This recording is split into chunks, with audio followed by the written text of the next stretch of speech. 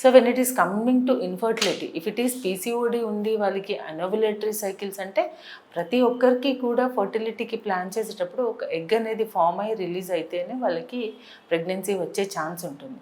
So వాళ్ళకి egg form అవుతుందా, form అవ్వట్లేదా, ఇవన్నీ కూడా ఒకసారి మనం స్కాన్ చేసి చూసుకుంటే తెలుస్తుంది.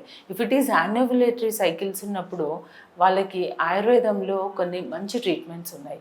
శోధన అంటే మన బాడీలో ఉన్న ఎలిమెంట్స్ అన్నిటినీ కూడా రిమూవ్ చేయడం వల్ల ఎగ్ అనేది ప్రాపర్గా ఫామ్ అవుతుంది. సో ఆయుర్వేదిక్ ట్రీట్మెంట్స్లో ఓరల్ మెడికేషన్స్ అండ్ పంచకర్మ రెండు ఉంటుంది. దాంట్లో శోధన కర్మ చేసి అగైన్ శమన అంటే దానికి హెల్దీ న్యూట్రిషన్ ఇచ్చే మెడిసిన్స్ కూడా వాళ్ళకి ఇస్తాము. And next tubal factors. ఒక్కొక్కసారి ట్యూబ్స్ అంటే ఎగ్ ఫామ్ అయ్యి మంచిగా రిలీజ్ అయిన తర్వాత కూడా ట్యూబ్స్ సరిగ్గా ఓపెన్ ఉండకపోవడం వల్ల కూడా వాళ్ళు కన్సీవ్ అయ్యే ఛాన్సెస్ తక్కువగా ఉంటాయి. సో ట్యూబ్స్ క్లోజ్గా ఉన్నప్పుడు ఆయుర్వేదంలో ఒక మంచి ట్రీట్మెంట్ ఇచ్చారు, ఉత్తరవస్తి. ఉత్తరవస్తి అనేది మనం ఒక మెడికేటెడ్ ఆయిల్స్ని మనం యూట్రస్లోకి ఇంజెక్ట్ చేస్తాము త్రూ అ ప్రాపర్ ట్రీట్మెంట్.